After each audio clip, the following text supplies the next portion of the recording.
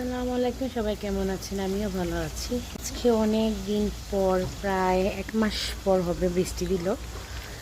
এই রমজানে অনেক গরম ছিল, এই কয়েকদিন অনেক গরম। আর এখন আমি রান্না বসাইছি, কুরমা বানাবো। কুরমা না, রোস্ট পোলাও করবো একটু, আর একটু কিমা।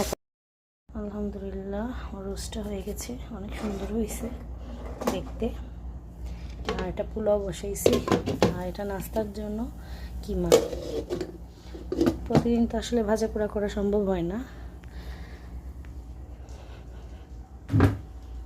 আমি আমার ছেলের ওয়েট করতেছি, সে স্কুল। যে আমার রুমের অবস্থা, সব কিছু।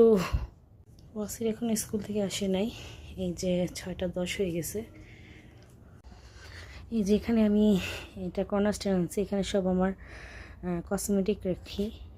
এটা আমি কয়েকদিন আগে আনছি। এই সাইডে সব কসমেটিক থাকে আমার, আর এই সাইডে তো আমি রেডি হই। ওয়াসির এখন স্কুল থেকে আসে নাই, ওর জন্য ওয়েট করতেছি।